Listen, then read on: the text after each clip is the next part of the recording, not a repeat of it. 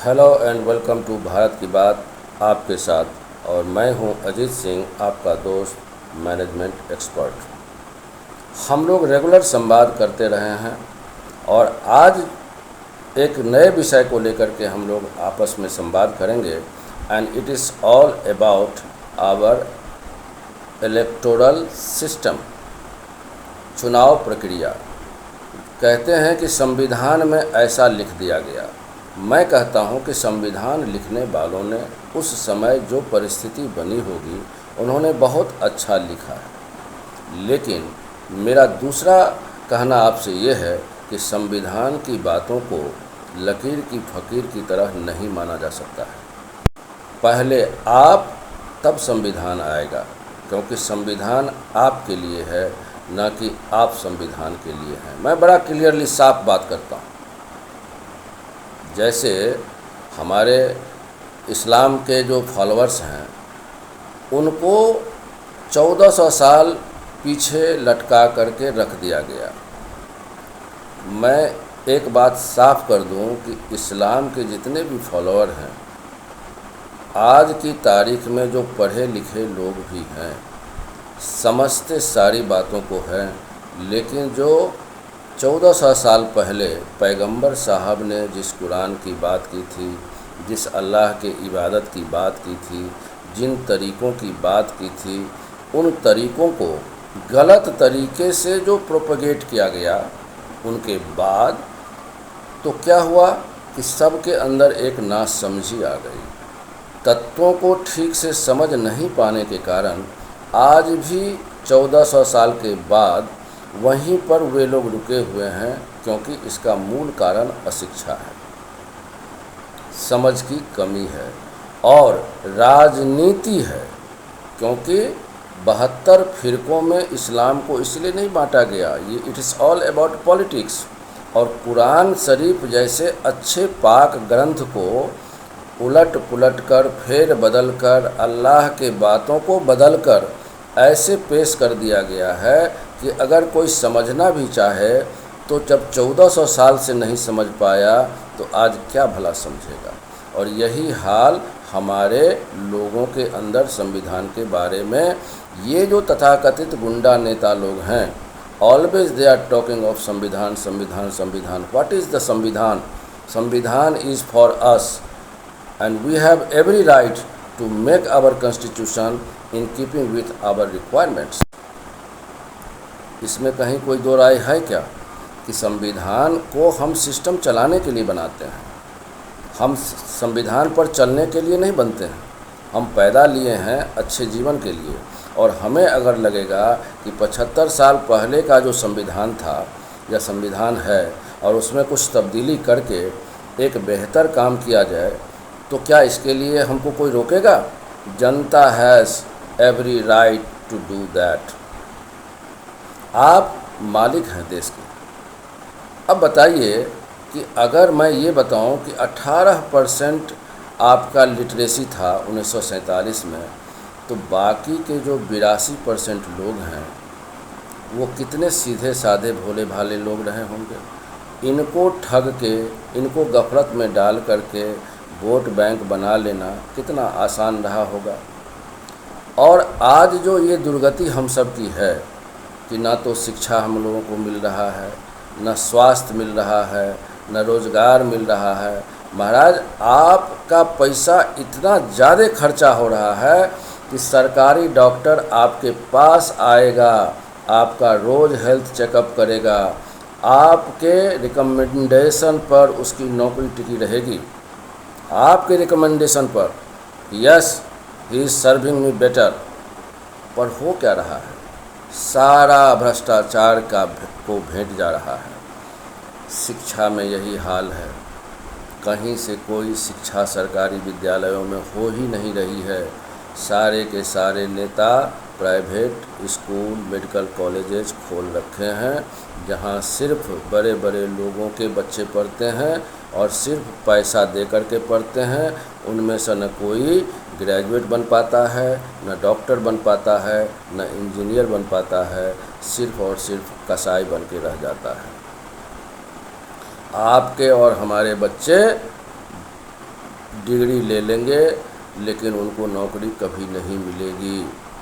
हल्ला करता रहता है ये विपक्ष का नेता लोग, प्रधानमंत्री ने ये बेच दिया, वो बेच दिया, ये सरकारी व्यवस्था बेच दिया। भाई साहब, सरकारी नौकरियों में लोगों की क्या आकांक्षा रहती है कि केवल नौकरी मिल जाए, काम करना ना पड़े। इसलिए सारी सरकारी जो कंपनियां हैं वो घाटे में चलती रहती हैं। आज कॉरपोरेट युग का ज़माना है, तो कॉरपोरेट कल्चर पैदा तो करना ही पड़ेगा और प्राइवेट सेक्टर को बढ़ावा देना ही पड़ेगा। पब्लिक पार्टनरशिप करनी ही पड़ेगी। अलग अलग सब्जेक्ट पर अलग अलग आपको फैक्ट्री लगानी ही पड़ेगी। तो ये जो फैक्ट्रियां कहीं लगती हैं क्या? कहीं किसी नेता के अंदर कोई सोच है कि रोज़गार पैदा किया जाए? कोई सोच नहीं है। न आपके स्वास्थ्य के बारे में सोच है, न रोज़गार के बारे में सोच है, न कहीं शिक्षा के बारे में सोच है।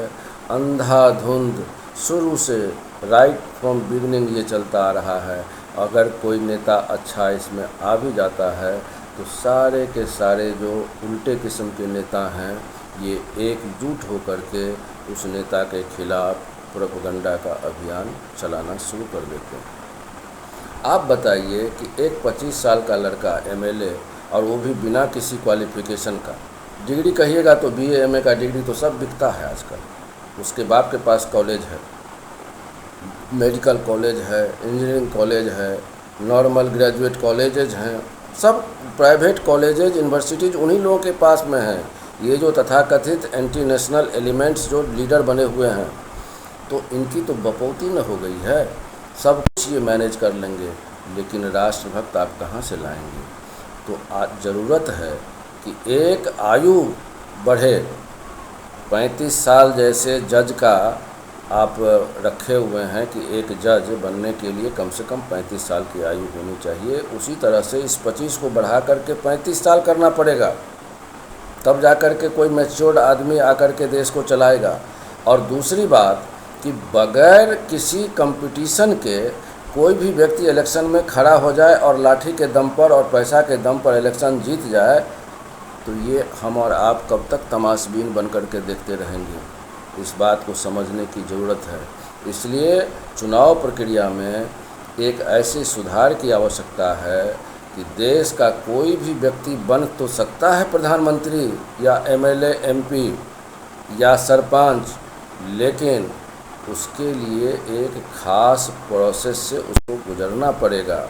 जैसे कोई भी नौकरी आप चाहते हैं, सरकारी या गैर सरकारी, तो आप आवेदन देते हैं तो क्या आपको नौकरी मिल जाती है? नहीं, आपको एक प्रोसेस से गुजरना पड़ता है, तब आप क्वालिफाइड होते हैं और उसके बाद आपकी ट्रेनिंग होती है। क्या एमएलए, एमपी की कोई ट्रेनिंग भी होती है? क्या कोई प्रोसेस भी है कि कौन व्यक्ति वाकई योग्य है जो इलेक्शन लड़ सकता है? ये सारे पैरामीटर्स तय करने पड़ेंगे, तब जा कर के कहीं। और इतना ही नहीं, हमारे बीच जो जनता है उनके पैरामीटर्स या उनके भी जो वोटिंग वैल्यू है उसको भी तय करना पड़ेगा। उनके योग्यता के आधार पर आप तय कर सकते हैं। Let everybody be entitled to cast his vote, लेकिन उनके वोटिंग पावर अलग अलग होने चाहिए। एक प्रोफेसर का वोटिंग पावर और एक हल चलाने वाले का वोटिंग पावर में अगर डिफरेंस नहीं होगा तो अंधेर नगरी चौपट राजा, टकेसर भाजी टकेसर खाजा तो होगा ही ना।